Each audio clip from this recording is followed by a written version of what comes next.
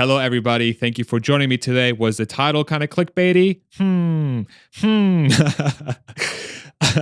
I've been thinking about this quite a bit as of late. I really want to go through my thought process on how I think Twitter is going to evolve over time in respects to Tesla, how it's probably reached its sort of long-term goal. And even though it has a lot of things to work on, I think Twitter may be a little bit more important nowadays than Tesla. And this is what this video is going to be about today. It's going to be very detailed. I've tried to back up all my thoughts with as much material as possible, but there's quite a bit to go through. So let's go ahead and get started. Of course, the person that's most central to this discussion is this guy.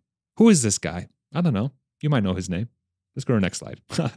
I made a tweet thread on this topic not too long ago, kind of walking through my thoughts. And today I really want to dive into the overarching thoughts I have here as to why Twitter is probably more important than Tesla. So let's go ahead and get started. Tesla's initial mission was to advance the advent of sustainable transport.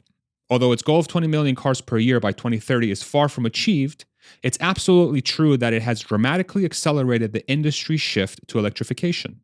We've reached a point of no return.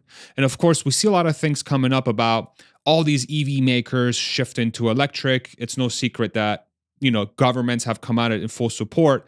So in some ways, we can say that the initial goal of Tesla's really mission has been achieved. And I think one of the biggest clues here is the Inflation Reduction Act that was passed in the U.S. Just a few months ago. For those that are not familiar, this was signed into law on August 16th. One of the most significant legislations to accelerate the transportation of electrification in the U.S. history. A lot of incentives for automakers to create EVs, a lot of incentives for battery manufacturers as well. But there's been a lot of work that's being done by governments lately to advance the advent of sustainable transport, which a lot of automakers are jumping on. So that's huge. That's a giant, really, threshold that we've reached. And it's very likely we've reached a point of no return in this present day and time. From this point forward, Tesla's road will still be difficult, obviously, but it's backed by extremely strong financials. So they have 20 billion plus in cash, no debt essentially, insane demand, and a ridiculously talented team, especially in comparison to its peers. This will become clearer in 2023 to the broader market. So what are some charts that we can use to outline this? Apologies for the small font. There's just a lot of automakers. But the U.S. electric vehicle segment sales for the plug-in sales year to date in 2022, the first two, you probably can't read it, but it's the Tesla Model Y and the Tesla Model 3. And this is every other EV. So you can see that Tesla has a very, very, very clear advantage in this case. But not only that, you can see a lot of EVs are starting to come out from a lot of manufacturers, but Tesla is incredibly well positioned in this respect. US light vehicle sales year to date Q3 versus prior year. You can see that Tesla year over year 47% versus everybody. This is the whole light vehicle sales, not just EVs, but everything. Tesla is growing massively while everybody else is shrinking, sometimes massively. So Tesla has this incredible lead. If we look at Tesla's market cap, they are at, nowadays it's less, just like everybody else's. But if you compare their market cap to their debt, they have this gigantic sort of gap between how much their value versus how much debt they're carrying. And if you take every other automaker and compare them, you take Stellantis, Honda, BYD, everybody else, these are their market caps on the right bar here. So all of them combined is roughly the same size as Tesla, but their debt is higher than their market cap, whereas Tesla's market cap is orders of magnitude essentially higher than their debt. So a giant lead from that perspective. Tesla's revenue versus operational growth. You have Tesla's revenue quarter over quarter for the last 4 quarters. If you compare this year versus previous year, you can see that their revenues are up. So if we take the latest quarter, Q3, it's up 55%, while their operating expenses are only up 2%. All right. Then you look at the Western Europe electric vehicle sales, the registrations for the top 15 brands plus then some in the Western Europe. Tesla at the top. This is a market that a lot of people thought that Tesla was going to struggle. Guess what? They're at the top. All right. So this is a lot of information that I'm throwing at you that showcases that Tesla is extremely well positioned as a company, especially in the EV industry. But what's interesting to think about here is that Tesla's next phase will be heavily dominated by AI and robotics. Its two largest projects are full self-driving and the Tesla bot. One will solve for automating transportation, the other automating all physical labor. There's one big difference versus an inception, though, and I want to get that into that a little bit. But the overarching picture here is that Tesla's goal of advancing the sustainable transport is very much, I think, basically achieved. There's a lot of momentum. There's a lot of hard work, but the chasm has been breached. The chasm. I don't know how you guys say it.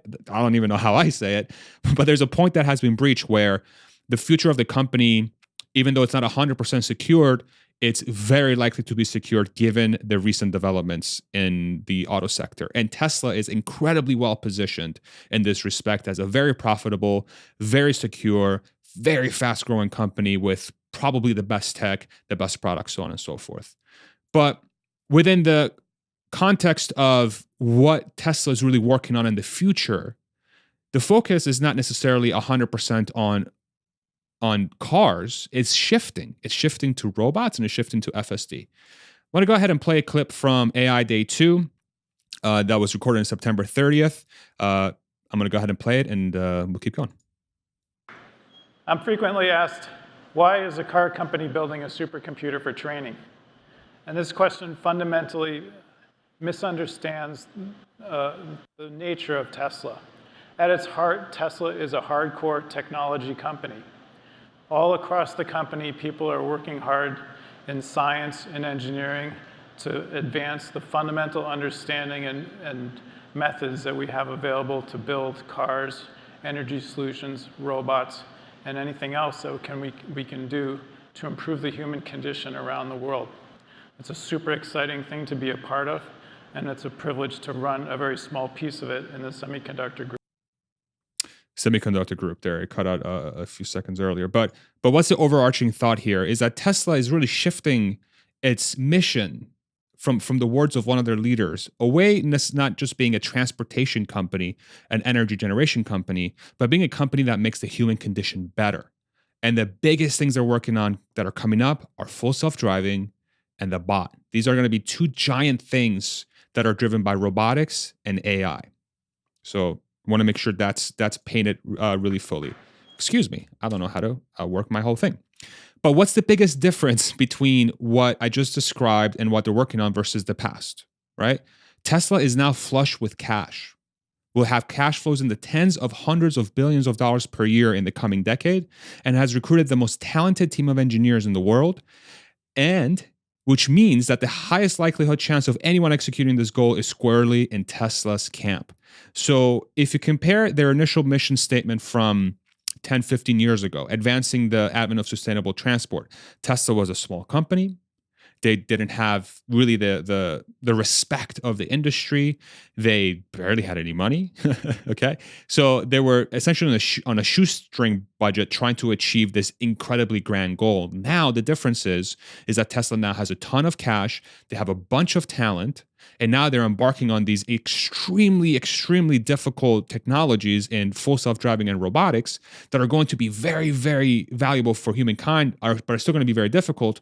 But they're going to have the resources to do it.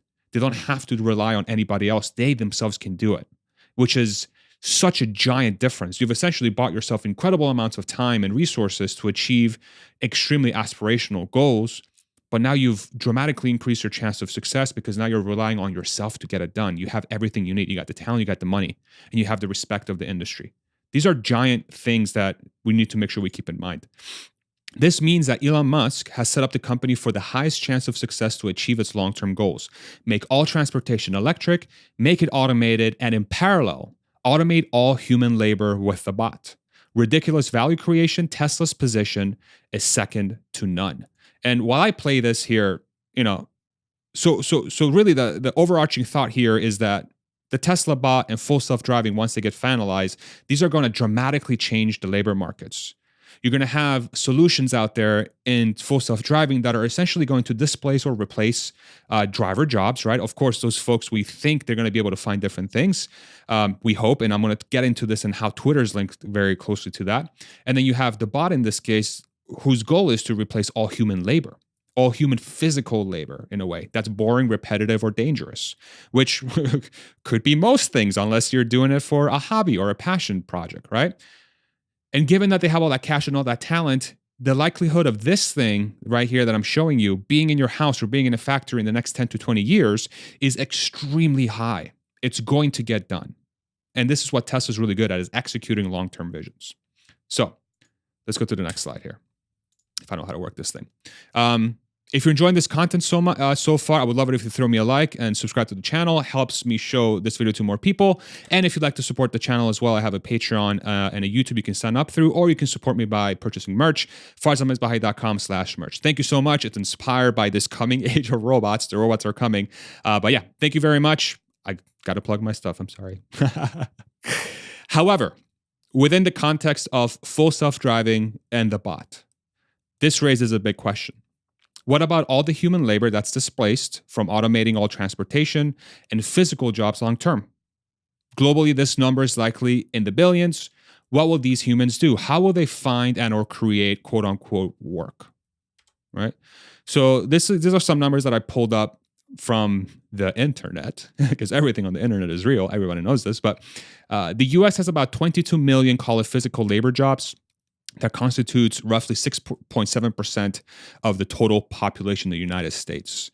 If we extrapolate this out to, say, the global population of 8 billion, and we take that 6.7% number, this equates to about 536 million people globally that are doing some sort of physical labor that theoretically, the combination of full self-driving and the bot could very well displace. So these are technologies that Tesla's working on in the bot and full self-driving that will essentially enhance, replace, displace, whatever you want to call it, these labor jobs that are in, say, 10 or 20 years going to be done just as well, if not better, than a bot. And so the thought process here is, okay, these folks are going to need to find something else, or hopefully, if we live in a utopia, quote unquote, we won't need to do anything, but there's still, are humans just going to sit around and just eat and sleep all day? I don't think so. I think humans have a lot more in their spirit to do, right? So we have to start framing the world around this lens. So, okay, the bot's going to be real. The full self-driving is going to be real. What does that mean to be a human? What does it mean to be alive on this planet? What does it mean for our goals and our aspirations, right? The 2 billion number, is the top end of what the human labor, physical labor could be that's replaced by the bot. So the way I'm thinking about this is the 536 million is an extrapolation of U.S. labor jobs that could be replaced by the bot, physical labor jobs. But the U.S. labor market is not nearly as, say, hands-on as many other countries in the world, especially those that are developing. There's way more jobs out there that require physical labor. And so it's probably closer to 20% in some countries, right? So on the high end, let's call it 2 billion people, theoretically, could be quote-unquote replaced or displaced by full self-driving and the bot. And then 536 million is probably the lower end. But this is still a lot of people, y'all. That's a lot of people. That's a lot of people. So what do we do? What do we do? One of the things that I've been harping on my channel in the past, if you've been following me, is that one of my biggest concerns around the age of automation and the age of robotics is that, humans are very creative. Over time, when something has happened, something has been displaced by automation or robotics, we figured out how to create the next generation of the economy. First it was agriculture. Now, then we had the Industrial Revolution. Now we're sort of in the age of the internet. And now we're entering this next age of automation in robotics and technologies and artificial intelligence. So humans are I'm hopeful that they'll figure it out, but they need tools and ways to figure it out that are provided by the markets and, free markets and humans. Humans are going to be creating it. This is where Twitter comes in. So let me walk you through what my probably incorrect thought process is, which I'd love to get your sort of thoughts on, but let's go ahead and dig in. This is where Twitter enters. Enter Twitter. Elon Musk has proclaimed that Twitter will eventually become the everything app, not just a town square to share ideas, but a place to transfer money, create videos and content, host panels and discussions, send messages to each other, etc., etc. Let's go ahead and play a clip from my boys at Tesla Owners Silicon Valley, where Elon shares a little bit more of his vision behind Twitter. They have been working on an edit button for a year.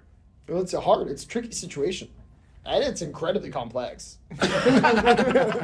Troll. Yeah, it's a good one, indeed. I mean, we don't even have an app that's as good as WeChat in China. And like in China, you can like live on WeChat, basically. Yeah. It's like, yeah, everyone's like, like you live on WeChat, you do payments, you do everything. It's like, it's great. Basically, WeChat's kick ass. And we don't have anything like WeChat outside of China.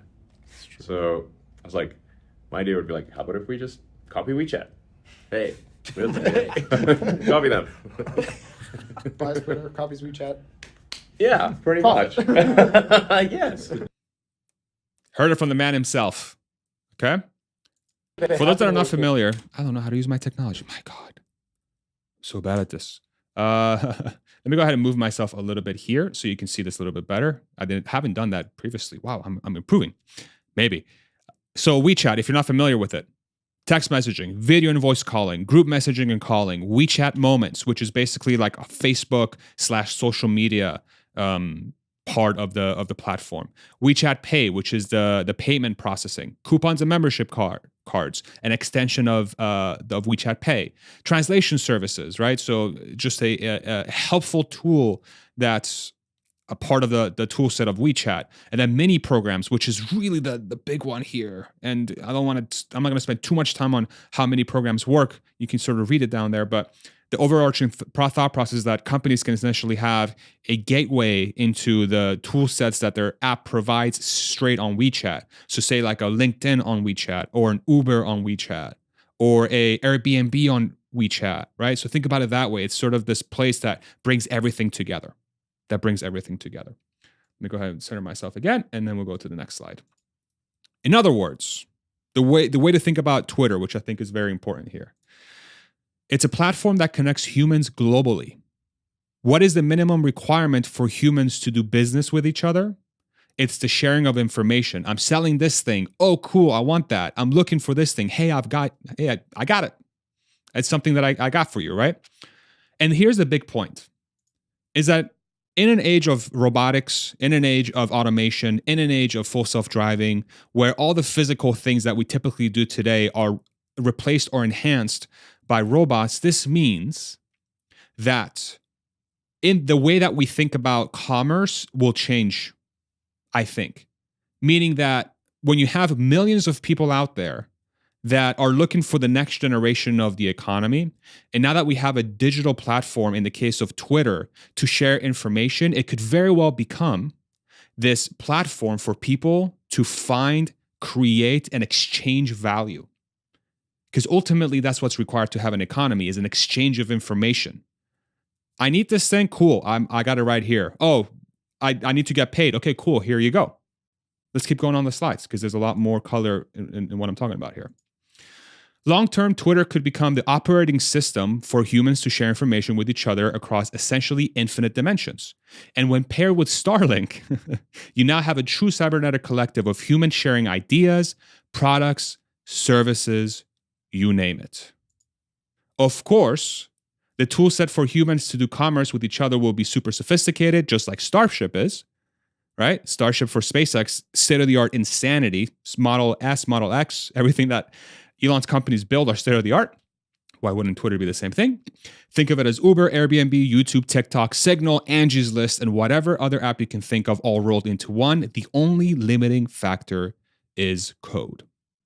So, the way I think about Twitter long-term is in a world where there's going to be quote-unquote limited physical jobs, meaning a lot of the work that's being done today by humans is essentially going to be done by robots nowadays that's physical. This frees up millions or billions of people. And then you have a global population today of 8 billion people.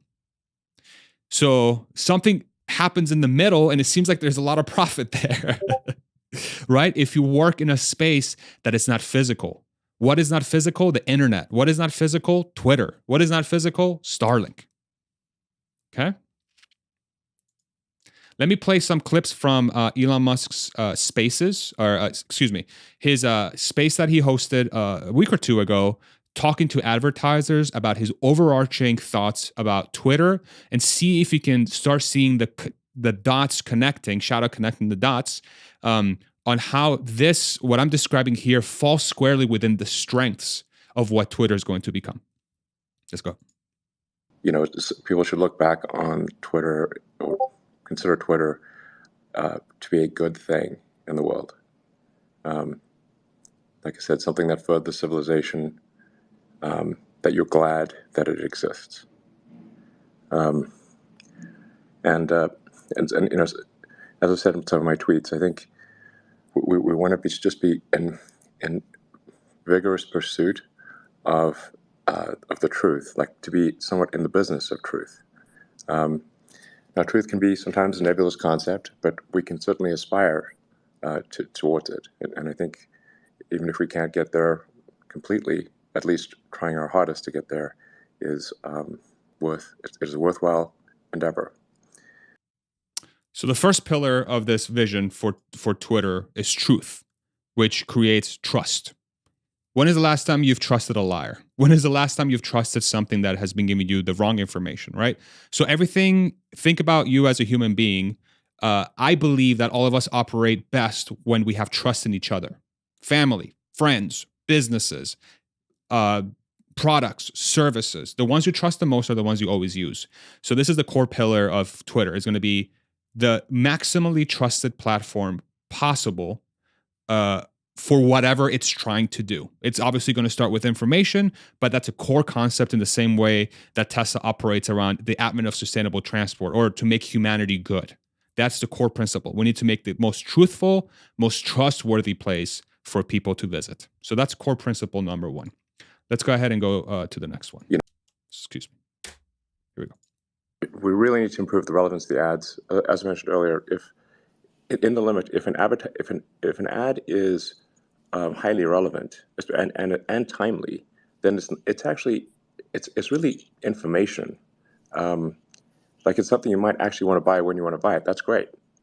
But if it's something you'd never want to buy, then it's annoying and it's spam, and that doesn't serve the advertiser or the user. Mm-hmm. So that's incredibly important to improve that. Second core principle. We're going to create a platform where people can advertise their services and products in the most useful way possible, where both the product owner and the consumer are both happiest. So the best way to exchange information about what you're offering, and the best way to receive information what another person's offering, both as an individual or a business. So that's core principle number 2. Let's go to the next one. We really need to improve the relevance of the ads. Come on, Elon. I know. Here we go. At the end of the day, like at a high level, Twitter needs to be useful to advertisers in both the short term in driving demand, and in the long term, hence the brand safety. But I mean, at the end of the day, it's short term and long term demand is kind of what it comes down to. So drive sales in the short term and protect the demand in the long term. A reinforcement of point number 2. There's a lot of emphasis on ensuring that whatever's being quote unquote advertised on Twitter is at the maximum usefulness and really profitability for the business partner, and the max usefulness for the consumer. At the end of the day, like at a high level, Twitter. Excuse me. What the hell is this thing doing? All right, last one. Also keyed off of verification, paid verified, is now we know that this is someone who has been authenticated by the payment system, by the sort of conventional payment system. Now we can say, like, okay, you've got a balance on your account. Do you want to send money to someone else within Twitter? And maybe we pre-populate their account with and say, okay, we're going to give you, $10, and you can send it anywhere within Twitter. Then if you want to get it out of the system, then okay, well, now you need to send it to a bank account. So now attach an authenticated bank account to your Twitter account. Then the next step would be, let's offer an extremely compelling money market account, so you get extremely high yield on your balance. Then why not move cash into Twitter? Great, that sounds like a good idea. And then add debit cards, checks, and whatnot. And I think it will be just basically make the system as useful as possible. And the more useful and entertaining it is, the more people will use it. Okay. So that was pretty self-explanatory. Maximize the usefulness, but the key thing there is with financial services, with a wallet.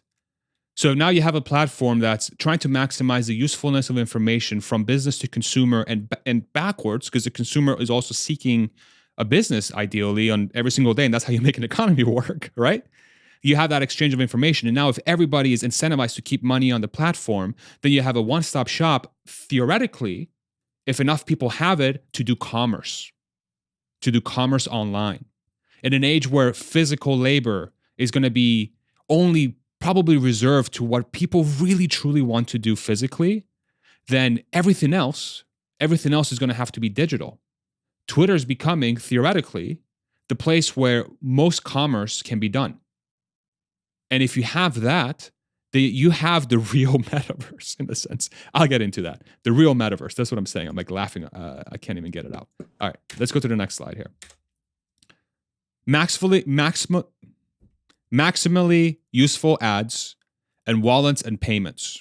This is my takeaway from this part of the conversation with Spaces. There were part of the conversation that they were going through with, like, you know, freedom of speech and all that good stuff, but really the core principle here that I want us to focus on is this. It's going to be a maximally useful place to advertise, and it's going to have wallets and payments for people to exchange value for services and products. And it's based on two core pillars: trust and useful. Trust and useful. What are the best ways to have a strong economy? Having an economy where people trust what they're purchasing and who they're selling to. They're going to trust that they're going to receive payment, and they're going to trust that what they're purchasing is useful. And that's how you create a flywheel for a really strong economy. And that is Twitter's core principle, is what I'm hearing, is going to be centered dramatically around these concepts. So the way that I summarize Twitter in my head at present day and its potential long-term future is a global network of humans exchanging maximally true information with each other. And maximally true information can be anything. It can be, a blog post. It could be a news article. It could be a service that you're providing, a product that you're providing, a payment that you're providing. Maximally true is that trust. And we're doing it with each other, business to individual, individual to individual, individual to business, right? That is Twitter's, I believe, end goal, is to be that platform, where humans know they're getting what they're getting, and it's going to be so useful to use that every time they go in, they're like, yep, I know exactly what I'm going to get. And I'm going to have confidence when I'm advertising my goods and services in this world of limited physical labor, where I have to create labor in the digital world, that I can trust Twitter to hook me up with the consumers that want to use my products and vice versa, right? So it ensures this economy, this next generation economy 2.0, can function as best as humanly possible. Aspirationally is what I'm hearing. So the other angle here, though, with this Twitter thing, is that through FSD and the Tesla bot, Elon Musk could very well be known as the taking away your jobs guy, right? Maybe some of it is me pushing this, but I think it's something we got to talk about. This can be easily remedied by making Twitter the platform for humans to develop the next generation of the economy on their terms. The real metaverse. It's not this. It's not this thing. What is this, y'all? Props to Facebook for tackling this, okay? Super cool thing, and I'm sure it has some sort of future.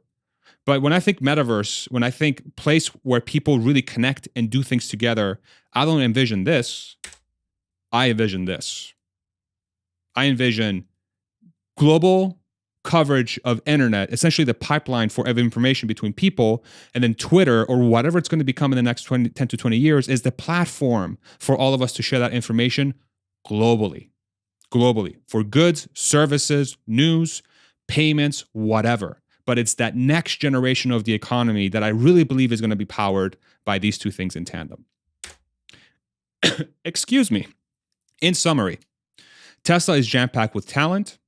They'll reach 20 million cars per year. They'll finish full self-driving. They'll make the bot real. And in order to ensure humanity's outcome is good, Twitter will serve as the platform for human conversation, commerce, and whatever else we dream up. Platform. I'm pretty sure I said that wrong. What do you think? Am I crazy? Am I just... Not just brain fart everywhere? Or is there something there? I think what's interesting to think about is anytime Elon Musk creates a business, there seems to be a decades-long time horizon. Tesla was founded in 2006-ish. And what is it? Oh my God, can't even do math. 18 years later, 16 years later, we're just hitting 1 million cars per year, 2 million cars per year, with a goal of 20 by the end of this decade. So it's a 20-25-year time horizon. SpaceX, same exact thing. 20-25-year time horizon. Why wouldn't Twitter fit the same bill? And if we assume that these things are going to be in play, with transportation being automated in full self-driving, with physical labor being automated with the bot, this is going to free up so much time for humans to pursue other things that they want. And if you have Twitter in this case, with the combination of Starlink, connecting everybody together, sharing information about what they can offer, what they're seeking, and what they're looking for, and what they enjoy, this is the next generation of the economy to me. And so I'm really curious to see how this is going to pan out. Can you hear my dogs? Please let me know what you think. My God, what a perfect way to end the video. Jeez. Let me know what you think.